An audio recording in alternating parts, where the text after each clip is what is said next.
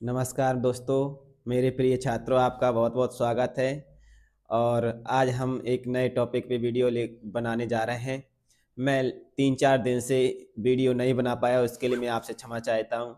आपकी पढ़ाई में जो डिस्टरबेंस हुआ, मुझे नहीं लगता डिस्टरबेंस हुआ है, क्योंकि मैंने और भी वीडियो डाल रखी थी, जो कि आपने उसको पढ़ा होगा और आपने 1-2 बार रिवाइज़ किया होगा, ताकि चीज़ें आपको अच्छे से समझ में आ सकें।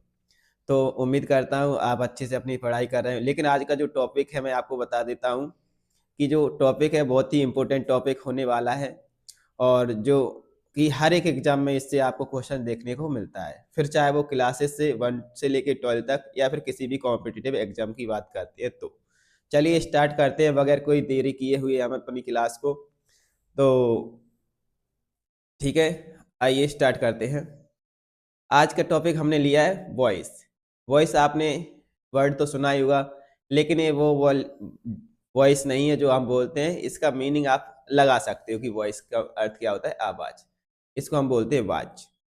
लेकिन वॉइस 2 तरह के होते हैं। वॉइस होता क्या है, मैं आपको बता देता हूँ, ठीक है? तो सबसे पहले हम हमेशा ही ध्यान रखना कि सबसे पहले उसको समझने की कोशिश किया करें कि वॉइस क्या होता है।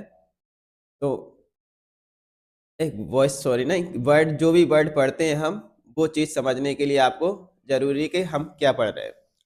तो सबसे पहले हम अगर इसकी परिभाषा की बात करें, तो उसके द्वारा हम आपको समझाने की कोशिश करते हैं वॉइस।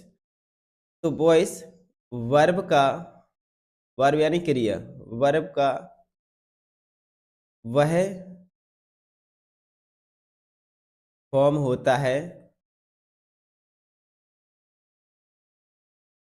जो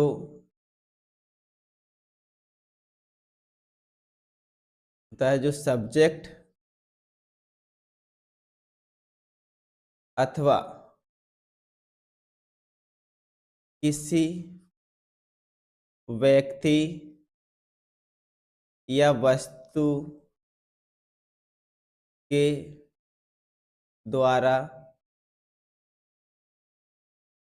किए गए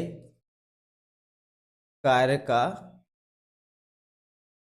भाव व्यक्त करता है। किए गए कार्य का भाव व्यक्त करता है। ठीक है, यहाँ तक समझ में आया?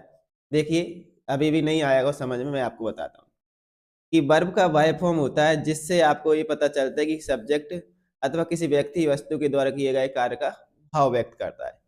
या तो सब्जेक्ट कोई कार्य कर रहा होगा, या फिर किसी व्यक्ति या वस्तु के द्वारा ऊपर किसी सब्जेक्ट का प्रभाव पड़ेगा। वो आप किसके द्वारा समझते हैं? वर्ब के द्वारा। अब देखिए, वर्ब, वॉइस समझ लिया। अभी हमने क्या समझा? वॉइस। अभी सिर्फ क्या समझा? वॉइस। ठीक है, अब वॉइस के टाइप होते हैं। वॉइस के 2 टाइप होते हैं। एक होता है हमारा एक्टिव वॉइस, ठीक है, और दूसरा होता है एक पैसिव वॉइस। अब पैसिव वॉइस क्या होता है, वो हम जानने की कोशिश। एक्टिव वॉइस समझ लेते हैं पहले। तो एक्टिव वॉइस क्या होता है कि सब्जेक्ट इसमें एक्टिव रहता है, यानी सब्जेक्ट के द्वारा कोई कार्य किया जा रहा होता है। यानी किस पे? सब्जेक्ट, यानी कर्ता, सब्जेक्ट पर ध्यान, या यूं कहें तो जोर दिया जाता है। जोर दिया जाता है। अब कैसे समझोगे जोर कैसे दिया जाएगा? जैसे कोई व्यक्ति किताब लिखता है, तो उसका नाम होगा या फिर कोई प्रोनाउन ले लेते, जैसे ही राइट्स अ बुक। ठीक है, ही यानी कोई व्यक्ति हो सकता है। तो ही, राइट का अर्थ होता है लिखना, आप वर्ड तो समझते हैं। तो ही राइट्स अ बुक। तो किताब कौन लिख रहा है, लिखता है वह। अब देखिए पैसिव वॉइस में क्या परिवर्तन आ जाता है, बात वही होती है। अब लेकिन क्या होता है, ऑब्जेक्ट पर फोकस किया। अभी यहाँ पर इस सेंटेंस में ऑब्जेक्ट कौन है? A book. अब हम यदि पैसिव वॉइस बनाएंगे इसका, तो a book is written by him. देखिए नियम कैसे बदलते हैं, वो क्या होता है वो हम बाद में बताएंगे। अभी सिर्फ आप ये समझ लीजिए कि एक्टिव और पैसिव क्या होता है। तो एक्टिव क्या होता है कि आपको किस पे फोकस करता है, कर्ता पर। हमारा टॉपिक क्या, एक्टिव क्या होता है, एक्टिव में यानी कर्ता कोई एक्टिव रहेगा, ठीक है। अब देखिए वह किताब लिखता है, अब देखिए किताब लिखी गई किसके द्वारा, इस ही के द्वारा। तो अब इस सेंटेंस में क्या, बुक क्या थी, ऑब्जेक्ट थी। लेकिन इसी को अगर हमने इसमें पैसिव में बदला तो क्या बन गया, बुक हमारा क्या इस सेंटेंस में क्या कहलाएगा, कर्ता, यानी सब्जेक्ट बन जाएगा, ठीक है। लेकिन बुक खुद काम नहीं करेगा, इस बुक पर प्रभाव किसका पड़ रहा है, ही का, हिम का ही, ठीक है। तो ये बुक किसके द्वारा लिखी गई, उसके द्वारा, ठीक है। यानी हमने ही वर्ड किया था तो ही का ऑब्जेक्ट हो जाता है हिम। यहां तक समझ में आया। इसी तरह से एक्टिव और पैसिव वॉइस देखते हैं आपको, ठीक है। एक बार और समझ लेते हैं अच्छे से, अगर समझ में नहीं आया हो। देखिए एक्टिव वॉइस क्या होता है कि इसमें कर्ता स्वयं एक्टिव होता है या कोई कार्य कर्ता के द्वारा किया जा रहा होता है, ठीक है। और पैसिव वॉइस क्या होता है कि पैसिव वॉइस के सेंटेंस का जो सब्जेक्ट होता है वह खुद कार्य ना करते हुए उस पर किसी दूसरे के द्वारा, उस पर जो पैसिव वॉइस का सेंटेंस होगा उस सेंटेंस के सब्जेक्ट पर किसी के द्वारा काम, उसका किसी के द्वारा प्रभाव पड़ेगा, यानी उस सब्जेक्ट पर किसी व्यक्ति या वस्तु के द्वारा किए गए कार्य का प्रभाव उस सेंटेंस के सब्जेक्ट पर पड़ता है। समझ में आएगा होगा, उम्मीद करता हूँ आप इसको समझ चुके होंगे। अब चलिए हम आगे बढ़ते हैं, ठीक है। चलो इसको आगे बढ़ने समझने के लिए आगे बढ़ते हैं, दूसरे पेज पर चलते हैं।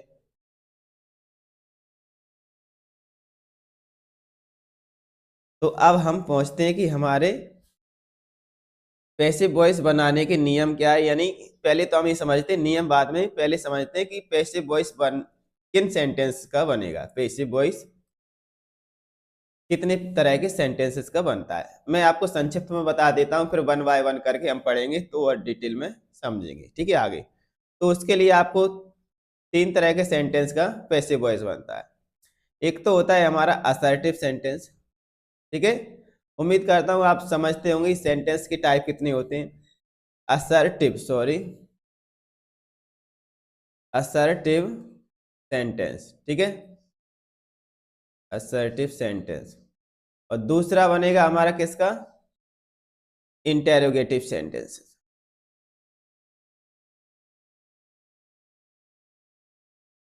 और तीसरा बनेगा पैसिव वॉइस किसका, इंपेरेटिव सेंटेंस।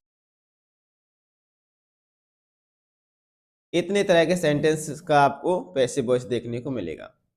अब कुछ स्पेशल रूल्स होंगे वो हम और पढ़ेंगे, स्पेशल रूल्स होंगे किससे संबंधित, पैसिव वॉइस से संबंधित। तो आपको 4 स्टेप में ये पैसिव वॉइस देखने को मिलेगा।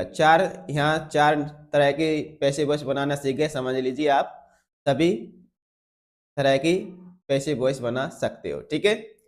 अब आगे बढ़ते हैं कि आप कहोगे कि ये तो हुई टाइप ऑफ सेंटेंसेस, अब इसको बनाने के नियम क्या कहते हैं वो हम समझ लेते हैं। तो नियम में सबसे पहले क्या देखना है आपको, एक तो वर्ब होती है, वर्ब आप अच्छे से समझ जाइएगा कि वर्ब मीन्स क्या होता है, क्रिया, ठीक है। और पैसिव वॉइस उसी क्रिया का बनता है जिसके जो अपने बाद ऑब्जेक्ट लेती है, यानी एक होती है ट्रांजिटिव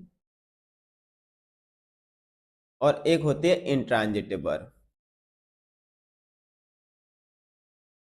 मैंने आपको वर्ब में बताया था, ट्रांजिटिव वर्ब वो वर्ब होती है जो अपने आप ऑब्जेक्ट लेती है, और इंट्रांजिटिव वर्ब ऑब्जेक्ट नहीं लेती है। जैसे ईट, खाया, ईट यानी खाता है, क्या खाता है, कुछ लिखना पड़ेगा ना, तो ये होगी हमारी ट्रांजिटिव। अब देखिए इंट्रांजिटिव, गो, जाओ, क्या जाओ, कहाँ जाओ, यही पूछेगा ना तो एडवर्ब लेगी, तो ये अपनी बात ऑब्जेक्ट नहीं लेती है, ठीक है, इसलिए एक कहलाती क्या, इंट्रांजिटिव। जैसे स्टॉप, स्टॉप क्या, ये सारी ऐसी बहुत सारी इंट्रांजिटिव वर्ब होते हैं, वो क्या कहलाते हैं, इंट्रांजिटेबल। ये अपने बाद क्या, इसके बाद क्या है, इसका पैसिव वॉइस संभव नहीं है, किसका, इंट्रांजिटेबल का। उम्मीद करता हूँ समझ में आ गया हो। अब बढ़ते हैं हम अपने मेन टॉपिक पर, जो पैसिव वॉइस बनता है। अब उससे पहले मैं आपको एक चीज और बता देता हूँ, क्लियर कर देता हूँ कि पैसिव वॉइस बनाते कैसे। देखिए, जैसे पैसिव वॉइस में होता क्या क्या है एक्चुअली। एक होता है हमारा एक्टिव सेंटेंस, ठीक है। एक्टिव में क्या होगा, जैसे राम राइट अ लेटर। देखिए एक एक करके मैं आपको, राम क्या है यहाँ पर, सेंटेंस का कर्ता है, यानी सब्जेक्ट है। लेकिन ये कौन सा सब्जेक्ट है, क्योंकि राम लिख रहा है, लिखता है, तो ये एक्टिव है अभी। राम लिखता है क्या, लेटर, और ये हमारी होगी वर्ब, और ये होगा हमारा ऑब्जेक्ट, ठीक है। अब देखिए पैसिव वॉइस किस तरह से बनते हैं। अभी तो होगा एक्टिव, अब पैसिव सेंट, पैसिव वॉइस कैसे बनेंगे।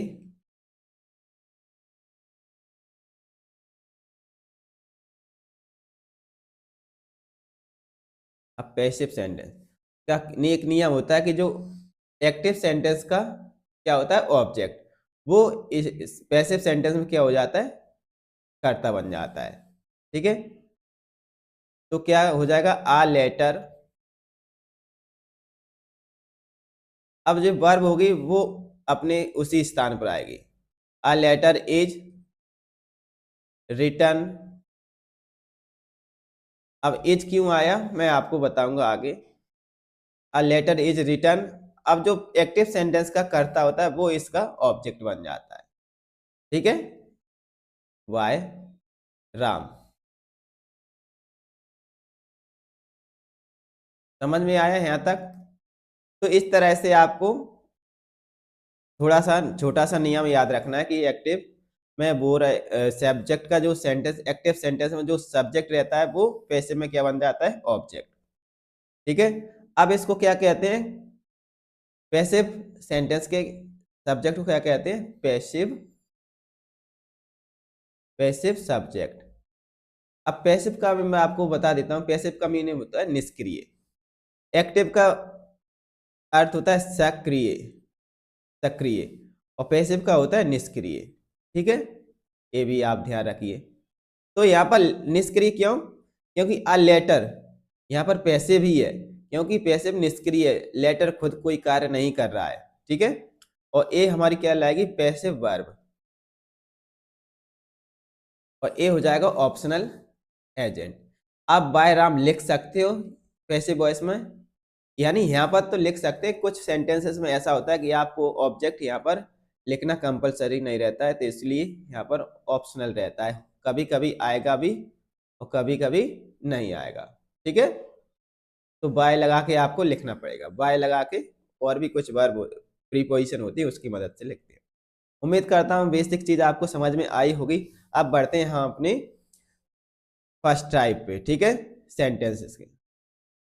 तो चलिए, अब हमारा आता है कौन सा, असर्टिव सेंटेंस। और असर्टिव सेंटेंस में पूरे आएंगे कितने, टेंस के टाइप आएंगे, ठीक है। तो असर्टिव सेंटेंस के जो पैसिव वॉइस बनेंगे वो हम आपको बता देते हैं। असर्टिव, असर्टिव में कौन कौन से पैसिव वॉइस देखने को मिलेंगे आपको, पॉजिटिव सेंटेंस भी और नेगेटिव वाले, ठीक है, इनको कहते हैं असर्टिव। आगे हम पढ़ेंगे तो आपको आसानी से समझ में आएगा। अब देखिए, और इस तरह के टेंसेस में किसका, सारे टेंस के जो स्ट्रक्चर आएंगे। टेंस आपने पढ़े होंगे, नहीं पढ़े होंगे तो हम आगे बता देंगे, ठीक है। अभी समझ लीजिए टेंस कितने प्रकार के थे। टेंस जनरली कितने, तीन तरह के होते हैं, पास्ट प्रेजेंट फ्यूचर, ठीक है। वो सहायक क्रिया होती है, वही आपको याद रखना है। अब टेंसेस के हम आपको बता देते हैं कौन कौन टेंस का बनता है। तो एक होता है हमारा प्रेजेंट टेंस, ठीक है। प्रेजेंट टेंस में तीन सेंटेंसेस के बने, तीन टाइप के सेंटेंस। जो प्रेजेंट टेंस रहेगा उसका प्रेजेंट सिंपल का बनता है पैसिव वॉइस। प्रेजेंट सिंपल यानी इनडेफिनिट। इसमें क्या रहता है आपको जनरली, सब्जेक्ट वर्ब की फर्स्ट फॉर्म मिलेगी या फिर कहीं कहीं आपको डू या डज मिलता है। फिर क्या आता है ऑब्जेक्ट। ऐसे से इसमें सहायक क्रिया ध्यान रखना है, प्रेजेंट सिंपल में सहायक क्रिया कौन लगती है, डू डज। अब ये होगा हमारा पहला, ठीक है। अब इसका पैसिव वॉइस बनाएंगे, वो हम आपको आगे बताने वाले हैं, ठीक है। तो पहले टेंसेस की टाइप बता देता हूँ। दूसरा प्रेजेंट कंटिन्यूअस, इसमें क्या देखता है, is, am, are, I N G, ठीक है। और तीसरा क्या मिलेगा आपको, प्रेजेंट परफेक्ट। परफेक्ट इसमें क्या रहेगा, हैज, हैव और वर्ब की थर्ड फॉर्म। ये तो हुई हमारे 8 तरह के टेंस का क्या बनता है, पैसिव वॉइस। 8 तरह के टेंसेस का पैसिव वॉइस 3 हुए। चौथा हमारा आता है past. Past simple,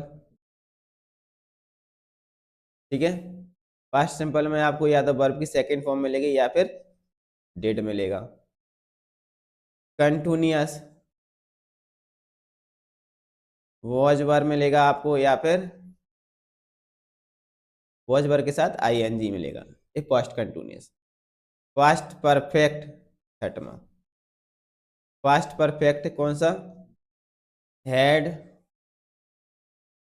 plus verb की थर्ड फॉर्म। सहायक क्रिया बता रहे हैं हम आपको।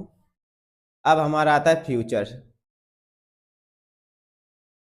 फ्यूचर में किसका बनेगा, फ्यूचर सिंपल का बनता है आपको, ठीक है। Will, will shall. Will shall के साथ आपको क्या मिलता है यहाँ पर, वर्ब की फर्स्ट फॉर्म। और आठवां कौन से tense, future perfect.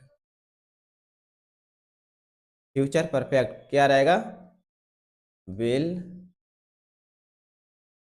Have verb की थर्ड फॉर्म। तो इतने 8 जो टेंस होंगे, इन 8 टेंसेस का क्या पैसिव वॉइस पॉसिबल है, ठीक है। उन 4 टेंसेस का भी बनता है लेकिन वो पॉसिबल नहीं, थोड़ा डिफिकल्ट रहता है, इसलिए जनरली अभी तक इन्हीं 8 टेंसेस से आपको पैसिव वॉइस से क्वेश्चन देखने को मिलती है, ठीक है। तो आपको यही ध्यान रखना है। अभी बेसिक क्लास है, अब एडवांस में जाएंगे तो आपको अच्छे से और भी एडवांस की चीज़ें बताई जाएंगी, तो वो आपको और भी फायदेमंद रहेंगी। तो चलिए इन्हीं 8 टेंसेस का हम एक एक करके पैसिव वॉइस बनाने की कोशिश करें। उम्मीद करता हूँ आप इसको नोट कर लेंगे और याद करना है आपको यही सारी हेल्पिंग वर्ब। अब देखिए चलते हैं पैसिव वॉइस पे। तो प्रेजेंट सिंपल में, प्रेजेंट सिंपल,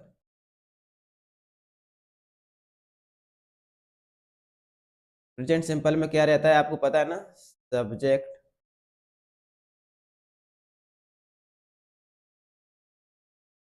सब्जेक्ट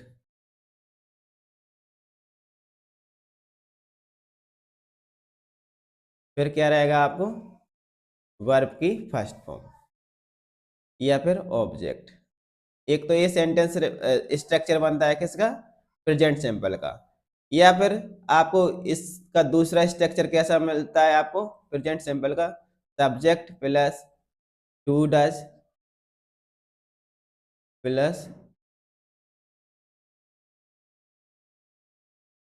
इसमें नोट वाले में मिलेगा। ये डू डज कब होता है, नोट वाले, जब नोट आएगा, ठीक है। नोट या वर्ब की फर्स्ट फॉर्म या ऑब्जेक्ट, एक स्ट्रक्चर ये देखने को। तो प्रेजेंट सिंपल के आपको कौन से 2 स्ट्रक्चर देखने को मिलेंगे। अब इनका पैसिव वॉइस कैसे बनाएंगे आप, अब पैसिव वॉइस का स्ट्रक्चर क्या रहेगा, देखिए सब्जेक्ट।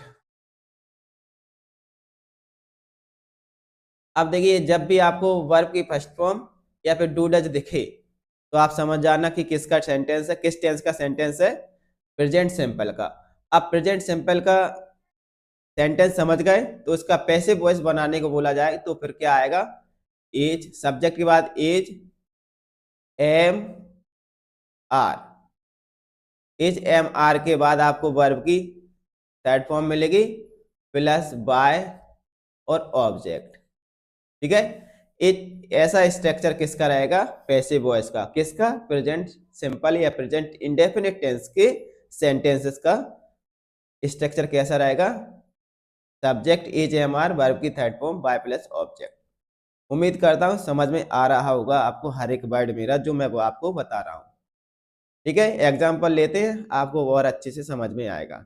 इसी तरह देखिए एज एम आर क्यों आता है, मैं आपको बता देता हूँ। बी की जो एक बी वर्ब होती है उसकी पैसिव वॉइस में बी की फॉर्म का आना बहुत ही जरूरी होता है। विदाउट बी की फॉर्म के पैसिव वॉइस पॉसिबल नहीं है, इसलिए हमारा प्रेजेंट सिंपल में बी की फॉर्म डालते हैं, फिर उसके बाद वर्ब की थर्ड फॉर्म।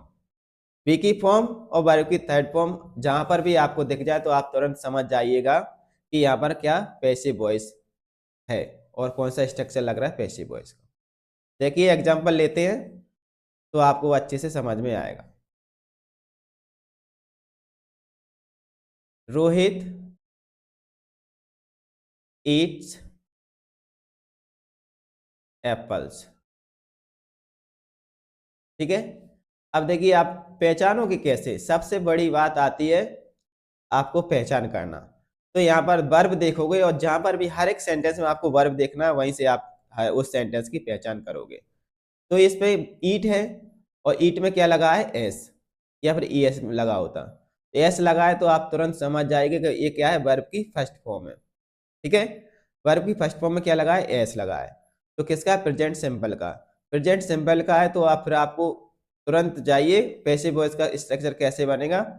अब हमने बताया था आपको कि इसका जो सब्जेक्ट होता है वो ऑब्जेक्ट बनता है और एक्टिव का ऑब्जेक्ट जो सब्जेक्ट बन जाता है, लेकिन और वर्ब अपने स्थान पर वही की वही रहती है। लेकिन जो ऑब्जेक्ट बनता है वो खुद कार्य नहीं करता, वो पैसिव ही ऑब्जेक्ट कहलाता है, लेकिन उस ऑब्जेक्ट पर प्रभाव किसका पड़ रहा होता है, इस सब्जेक्ट का। पहले बता दिया है, उम्मीद करता हूं समझ में आ गया। अब देखिए एप्पल्स, आप एक एक करके लिखते चलिए, ये हमारा प्रेजेंट सिंपल, हम 8 टेंसेस के बारे में पढ़ेंगे, सभी आप लिखते चलिए।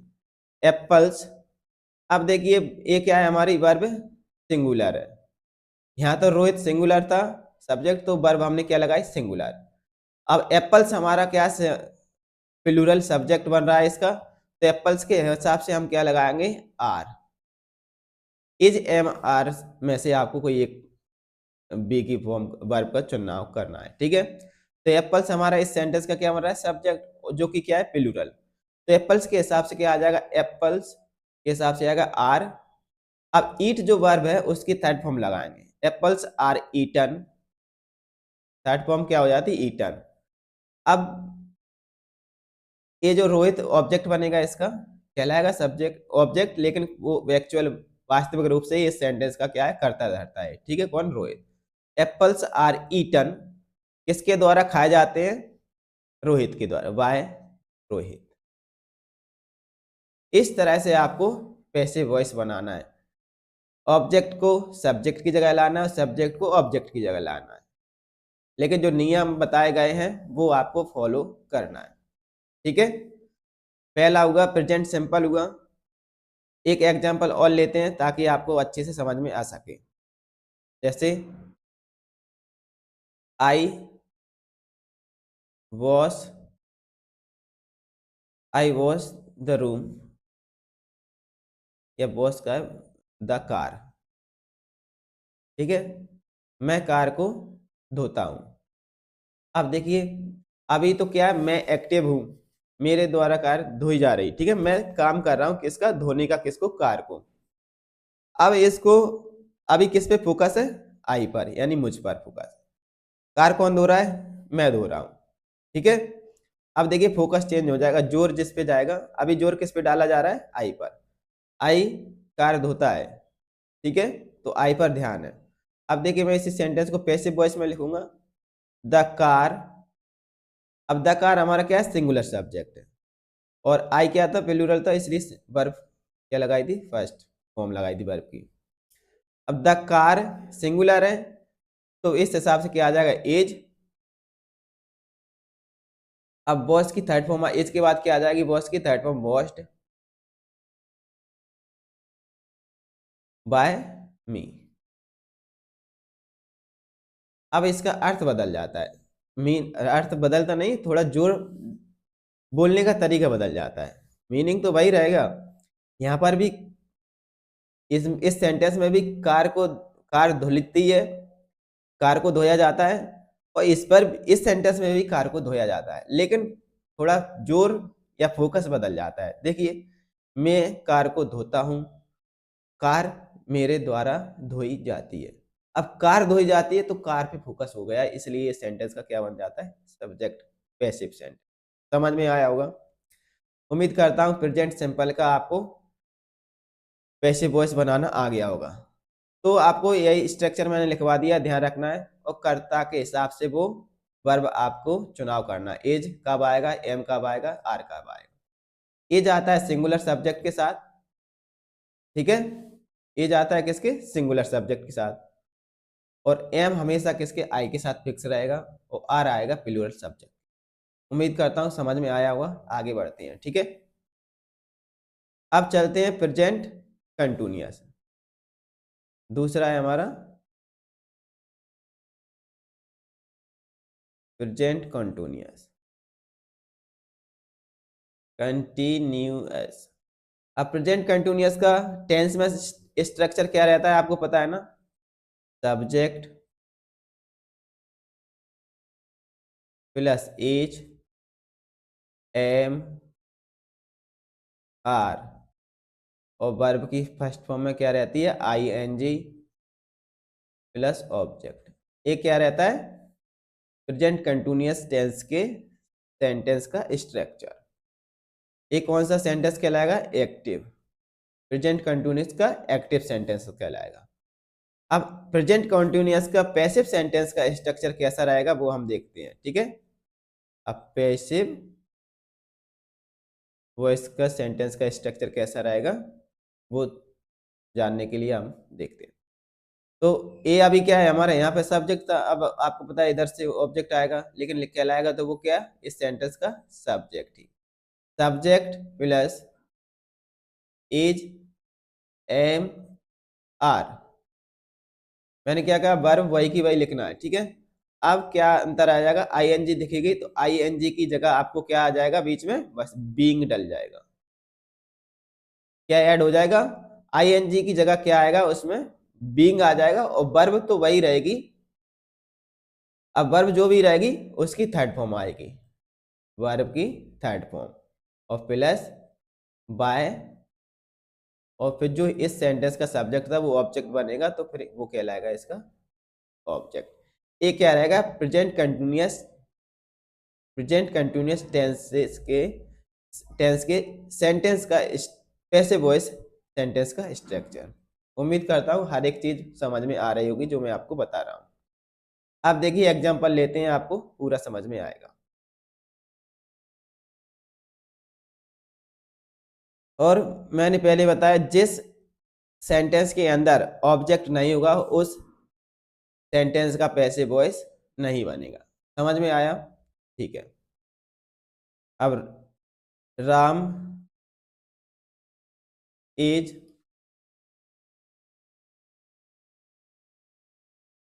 Ram is playing, Ram is playing cricket, CRICKET। ये हो गया हमारा एक्टिव सेंटेंस, ठीक है, किसका, प्रेजेंट कंटिन्यूअस। अब यदि इसको पैसिव में बताते हैं कि राम क्या क्रिकेट खेल रहा है, तो अभी राम एक्टिव है, ठीक है। अब मैं लिखता हूं इसका पैसिव बनाता हूं, तो क्रिकेट, अब ऑब्जेक्ट आएगा ना, क्रिकेट, वर्ब अपनी जगह आ जाए, क्रिकेट सिंगुलर है और राम भी सिंगुलर, तो कोई अंतर नहीं आएगा, कोई परिवर्तन नहीं। एज, अब प्लेइंग से पहले आपको मैंने बताया था स्ट्रक्चर में क्या आ जाता है, being. Ram sorry cricket is being अब प्ले की थर्ड फॉर्म क्या हो जाएगी, played. Cricket is being played by Ram. इस तरह से पैसिव वॉइस का सेंटेंस बनता है। समझ में आ रहा होगा। ठीक है, एक एग्जांपल और लेते हैं, अच्छे समझ आएगा। राधिका इज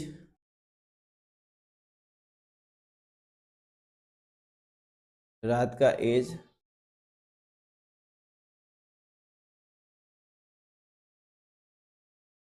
मेकिंग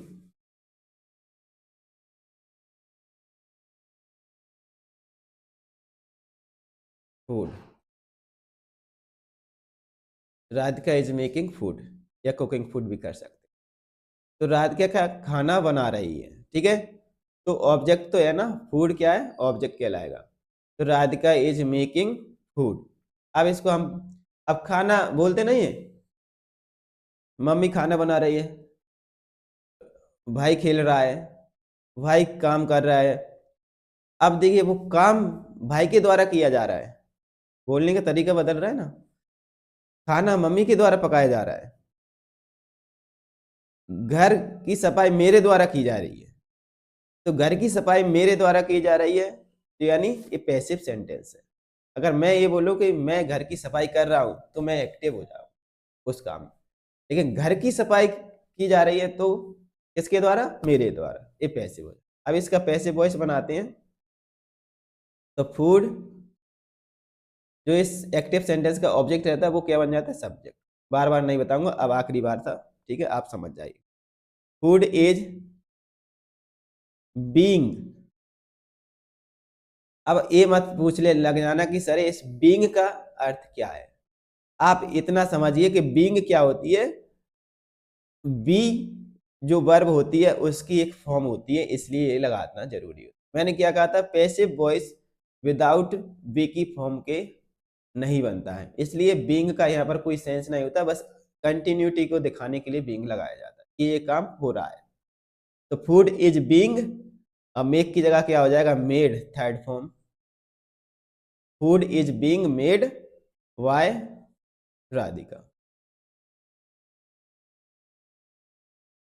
इस तरह से क्या बनाते हैं, पैसिव वॉइस बनाते हैं। अब मैं आपको पूरे स्ट्रक्चर लिख देता हूं, आप एक एक करके सभी के एग्जाम्पल खुद से तैयार करना, क्योंकि एक एक करके बताएंगे ना टाइम लगेगा। फिर भी मैं जल्दी अब आपको जल्दी जल्दी बताते चलता।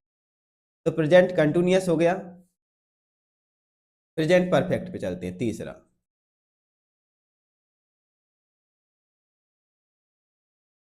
Present perfect. अब इसका स्ट्रक्चर क्या रहता है प्रेजेंट परफेक्ट का, subject plus has, sorry, has, have, verb की थर्ड फॉर्म, और क्या रहता है, ऑब्जेक्ट। ये ऑब्जेक्ट सेंटेंस का स्ट्रक्चर रहता है। जैसे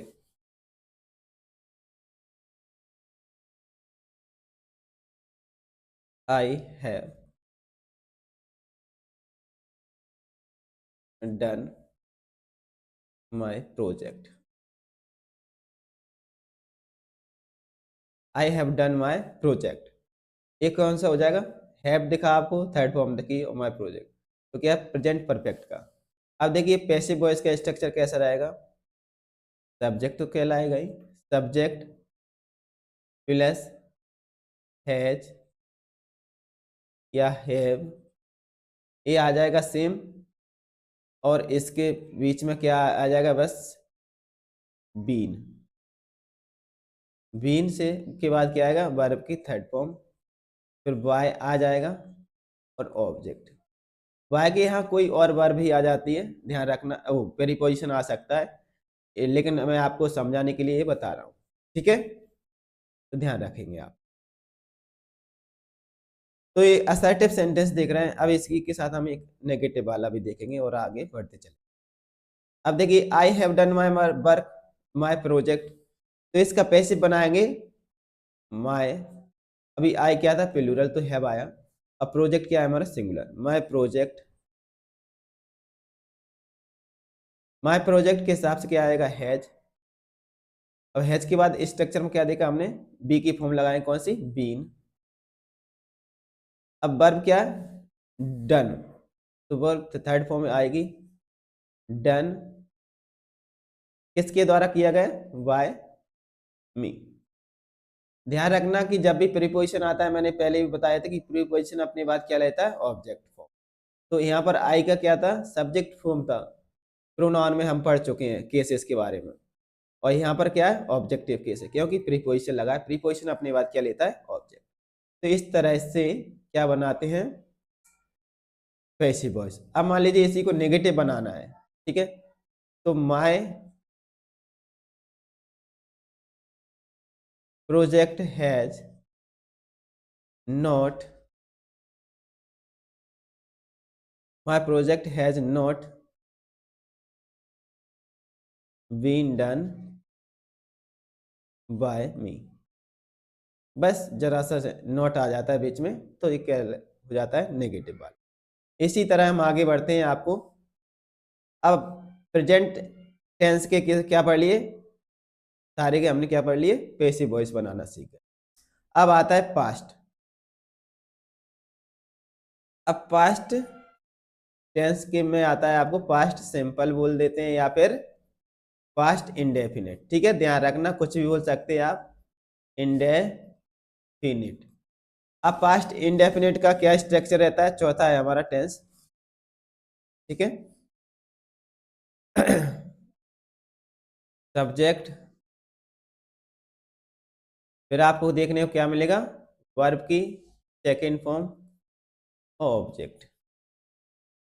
एक स्ट्रक्चर ये बनता है, और दूसरा क्या बनता है, सब्जेक्ट प्लस डिड या नोट प्लस वर्ब की फर्स्ट फॉर्म, ऑब्जेक्ट।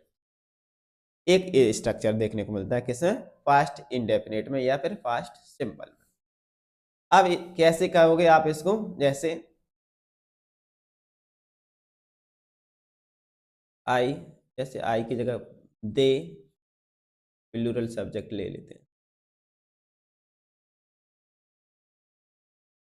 प्लूरल और सिंगुलर से इसमें कोई फर्क नहीं, दे, क्योंकि डेड ही आएगा, या फिर सेकंड फॉर्म दे। ईट का हो जाएगा क्या, सेकंड फॉर्म एट मैंगो, दे एट मैंगो, मैंगो। वे क्या खाते हैं, उन्होंने क्या खाया, मैंगो खाए। तो एक खाए थे पास्ट में हो जाता है। आप सेंस थोड़ा समझना, क्योंकि जो जानकारी आप रखोगे ना, तो आपको तुरंत समझ में आएगा कि सेकंड फॉर्म क्या कहलाती, पास्ट की सेंस रखती है। तो ये है हमारा क्या, एक्टिव सेंटेंस। अब इसी का पैसिव वॉइस बनाना है, तो पैसिव वॉइस बनाने के लिए आपको क्या करना पड़ेगा, मैंगो पहले आएगा, मैंगोज। अब पैसिव वॉइस का मैंने स्ट्रक्चर नहीं लिखवा पाया, एक सेकंड, पहले स्ट्रक्चर ही लिखवा देता। पैसिव वॉइस का स्ट्रक्चर क्या रहेगा, देखिए, तो सब्जेक्ट आएगा, ठीक है, फिर ए दिखता है जब भी आपको वर्ब की सेकंड फॉर्म दिखे या फिर डिड में दिखे, तो आप क्या लगाओगे, सब्जेक्ट के बाद प्लस वॉज, वर, वर्ब की थर्ड फॉर्म वाई, और ऑब्जेक्ट। ये है पैसिव वॉइस का स्ट्रक्चर। क्या आ गया बीच में, वॉज वर आ जाता है जब भी आपको डिड दिखे, या फिर सेकंड फॉर्म इसमें एक्टिव सेंटेंस, और पैसिव वॉइस बोला जाए तो वॉज वर्ब से, वॉज वर्ब से। कंफ्यूज मत होना किसमें, वॉज वर्ब आप ऐसा मत सोचना कि वॉज वर्ब किसमें लगता है, पास्ट कंटिन्यूअस में, नहीं। वॉज वर्ब देखकर, सिर्फ वॉज वर्ब देखकर आपको ये अनुमान नहीं लगा लेना है कि क्या है, किस टेंस का सेंटेंस है, पास्ट कंटिन्यूअस नहीं। वॉज वर्ब के साथ जब भी आपको आईएनजी देखे, तभी आप ये समझना कि कंटिन्यूअस है, अन्यथा क्या कहलाएगा, पैसिव वॉइस का स्ट्रक्चर। तो देखिए क्या, अब इसको बनाएंगे कैसे, mangoes.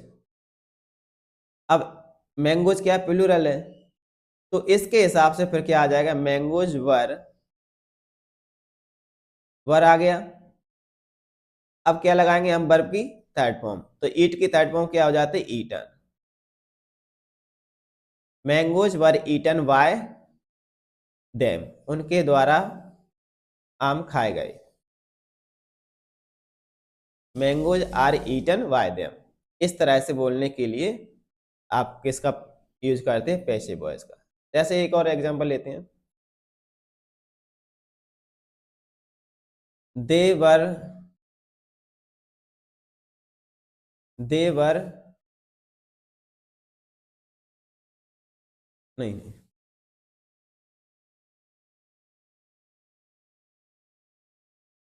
Cricket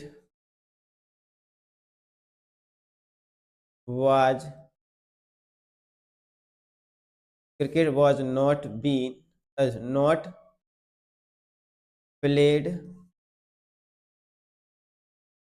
bye them. Cricket was not played by them, cricket उनके द्वारा नहीं खेला गया। अब कारण का ही हो सकते, कारण पे मत जाना।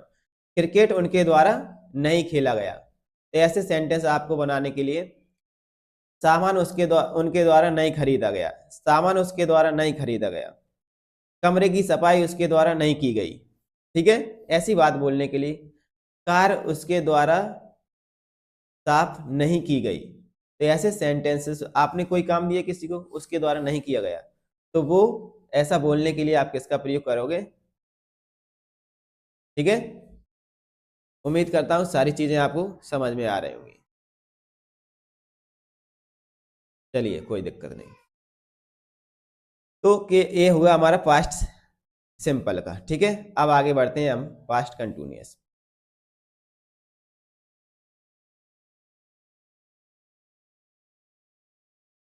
पास्ट कंटिन्यूअस, ठीक है। अब चलो लिख देते हैं, वरना कहोगे आती नहीं।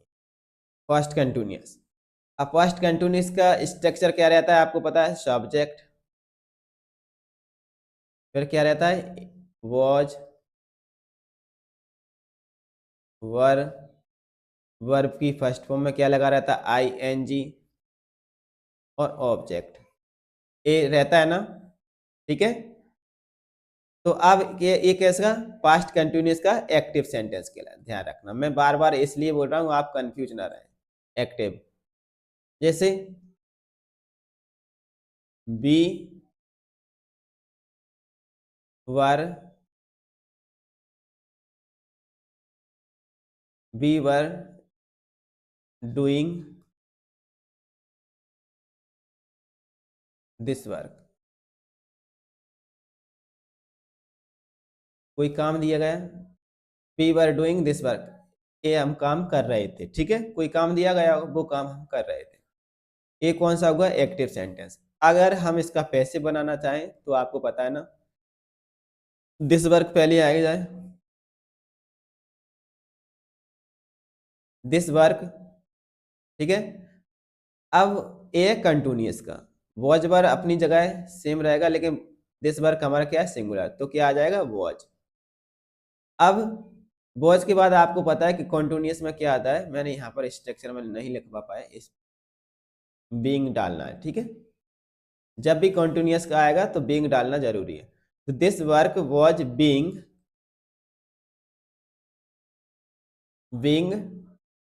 अब वर्ब की क्या आएगी, थर्ड फॉर्म, डू की थर्ड फॉर्म क्या आ जाएगी, done. This work was being done by, ये कौन था सब्जेक्ट, अस। इस तरह से आपको पैसिव वॉइस का सेंटेंस लिखना है। अगर हम इसके एक काम हमारे द्वारा नहीं किया गया, किया जा रहा था, तो आप क्या लिख दोगे, नेगेटिव बन जाएगा, this work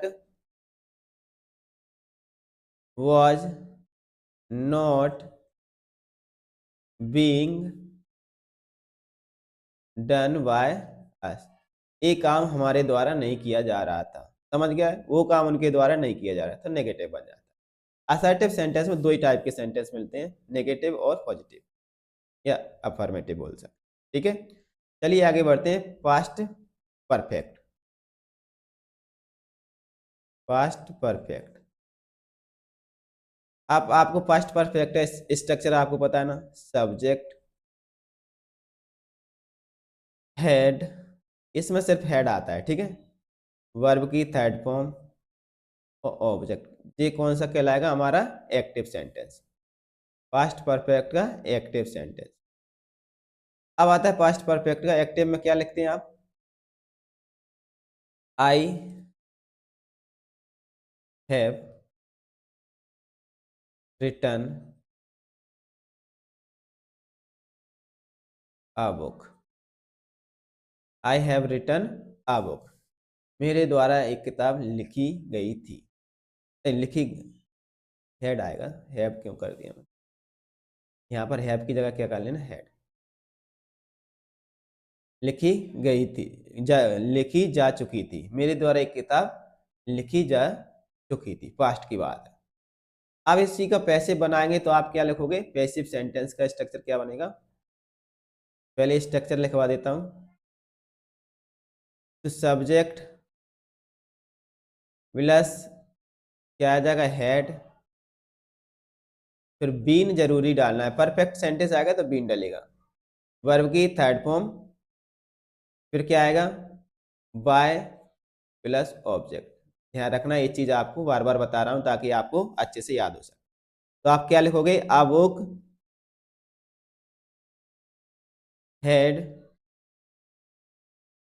been written, third form क्या आएगी, written, a book had been written by on the subject me.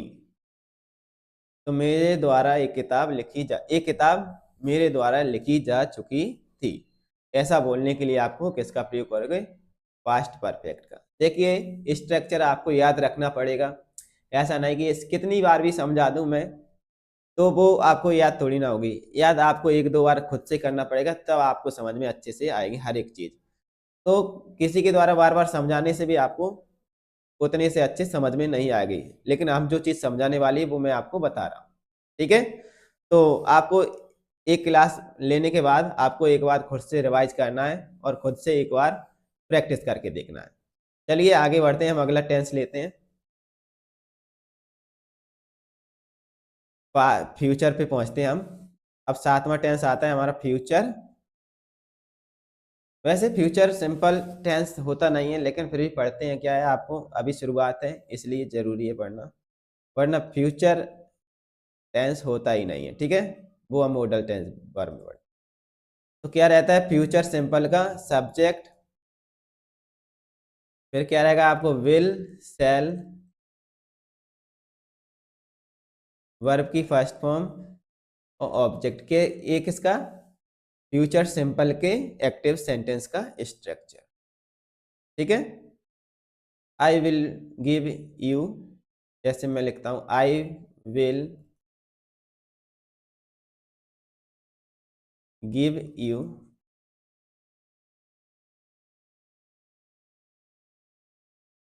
I will teach you. एक ही अभी ऑब्जेक्ट के बारे में बताता हूं ताकि आप आई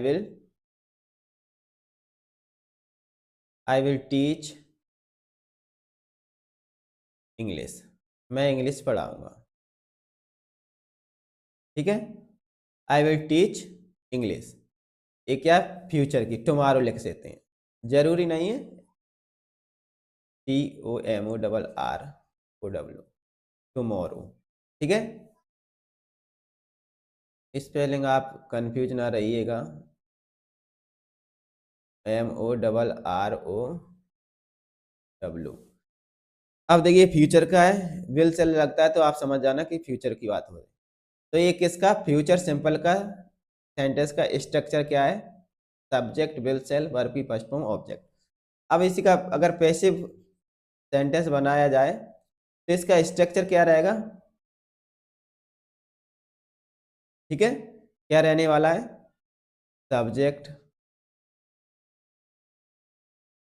विल या फिर सेल, फिर आपको मिलेगा यहाँ पर बी, वर्ब की third form plus by object.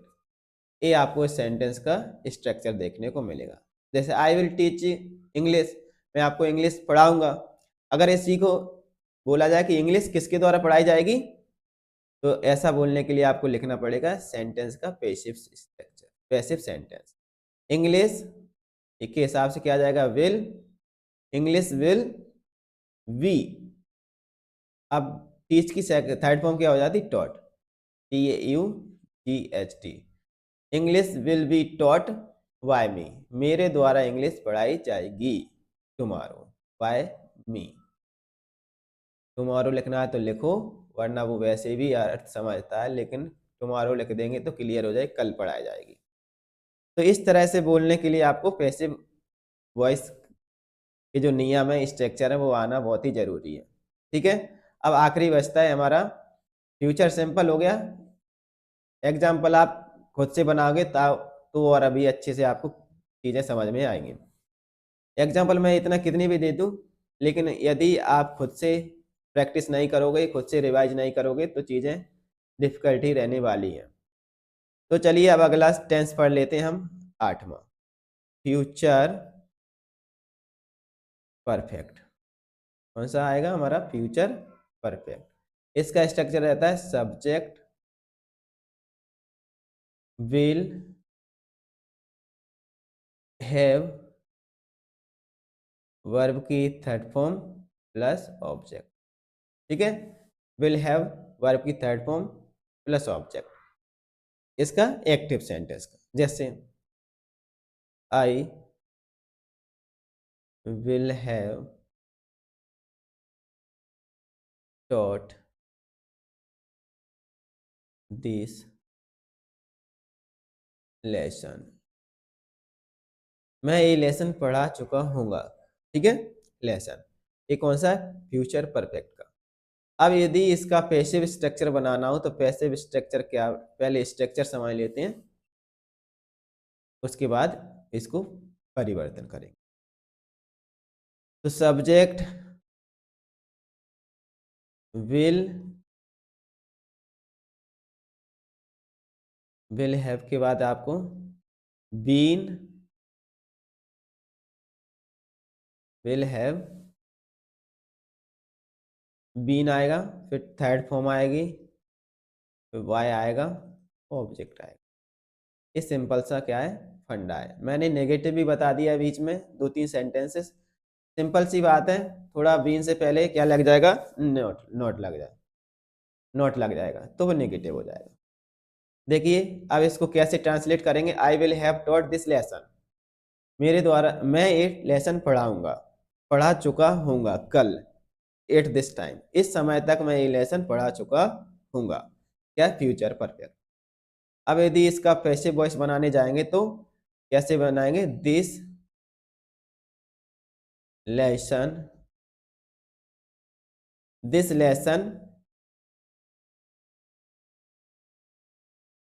will this lesson will have been taught by me, मेरे द्वारा ये लेसन मेरे द्वारा पढ़ाया जा चुका होगा, बाय मी। तो अभी फोकस क्या है, लेसन पे है, इसमें पैसिव में, और एक्टिव सेंटेंस में मेरे आई पर फोकस है।